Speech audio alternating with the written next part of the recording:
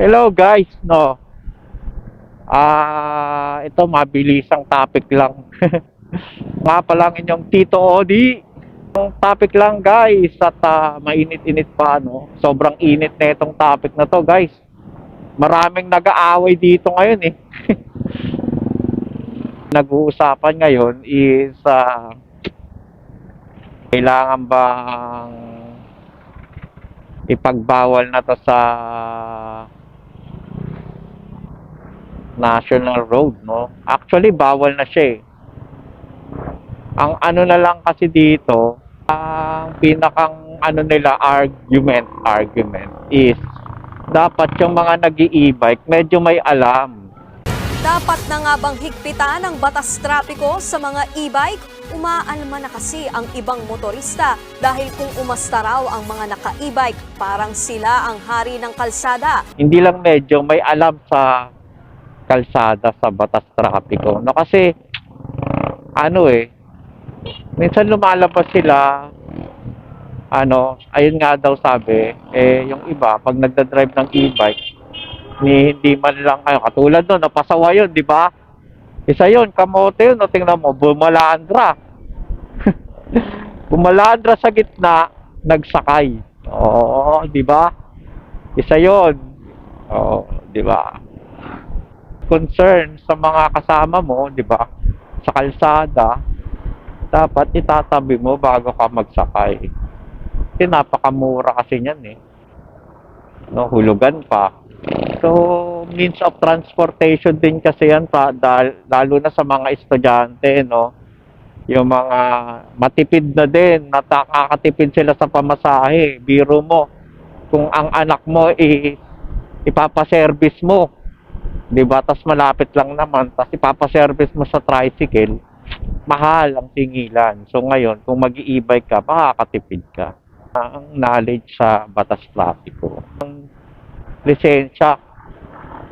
Magkaroon ng lisensya. Yung mag-i-e-bike. O, yan o. Kahit saan makakakita ka na nag-i-e-bike.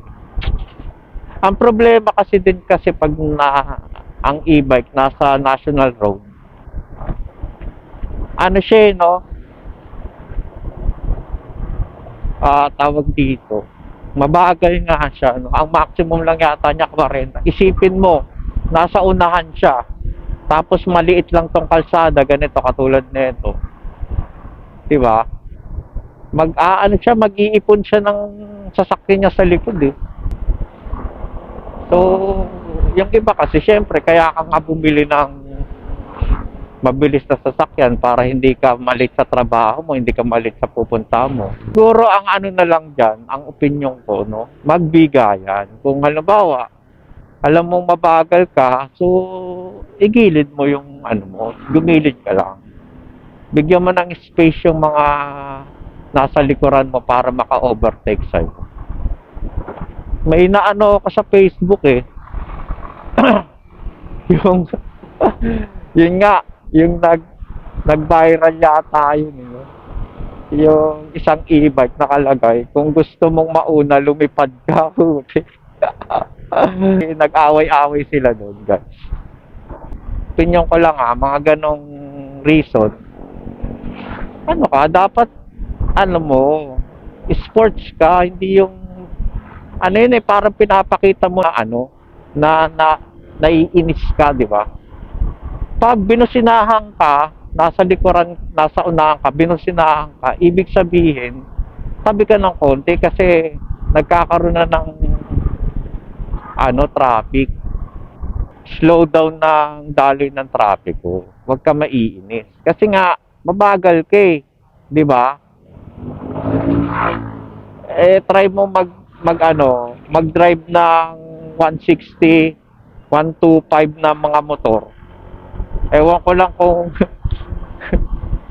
kaya ganun guys. So, ang ko lang, magbigayan tayo sa kalsada. Kung hindi maiwasan, di ba? Hindi maiwasan, magbigayan na lang. Magbigayan tayo. Katulad nito, hindi aware si kuya.